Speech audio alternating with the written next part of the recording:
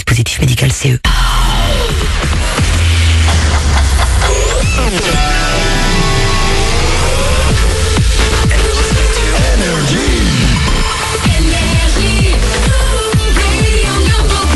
Bonne journée, un bon mardi avec nous sur Énergie. On va s'écouter Bad Wolves et MC Solar après l'actu, il est 9h.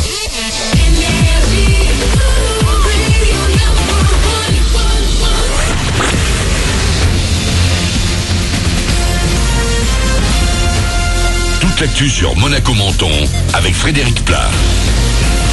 Bonjour, tout va bien dans le ciel azuréen ce matin, le ciel qui est le plus souvent bien dégagé et les rares nuages encore présents ne vont se cantonner qu'à l'arrière-pays cet après-midi où ils pourront donner un petit peu de pluie. Côté littoral, un beau soleil toute la journée, des températures jusqu'à 30 degrés, on relève 23 actuellement à Monaco et Menton. Même programme pour demain.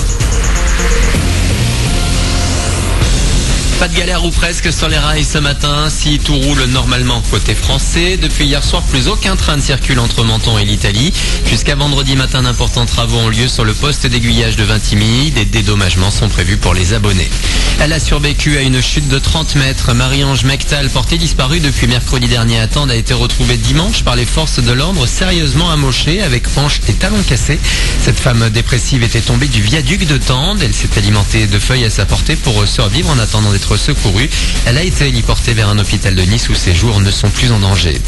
La ville de province la plus influente sur Twitter en juin, c'est Nice, la capitale azuréenne en tête du classement perceptionsociale.com. Cannes est juste deuxième, suivi du Havre. Si on jette un œil au classement des villes sud-PACA, on retrouve Cannes en tête cette fois, puis Nice et Marseille troisième. Menton, la tranquille, s'en sort très bien en étant 10e. 2 ans de prison et 30 000 € d'amende, c'est la peine prévue pour les propriétaires qui abandonnent leurs animaux. Chaque année en France, 60 000 chiens, chats et autres petites bêtes poilues sont laissés sur le bord des routes par des vacanciers. Les associations tirent le signal d'alarme. Il existe des chenilles ou des solutions de garde partout. Sur la Côte d'Azur, on trouve notamment de nombreuses familles qui se proposent de faire la nounou. Le foot et la Coupe du Monde. Dans le tableau de la France, la Belgique et le Brésil s'affronteront en quart de finale vendredi. Les Belges ont retourné la situation face au Japon hier. Après avoir été menés 2-0, ils se sont imposés 3-2 à la dernière minute. Victoire plus tranquille du Brésil 2-0 face au Mexique un peu plus tôt.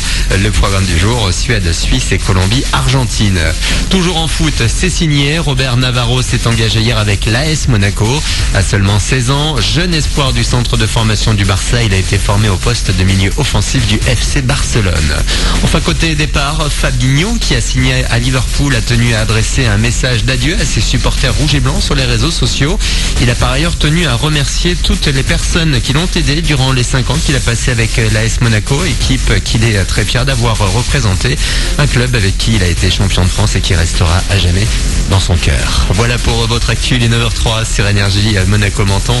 On est mardi le 3 juillet, excellente journée à vous.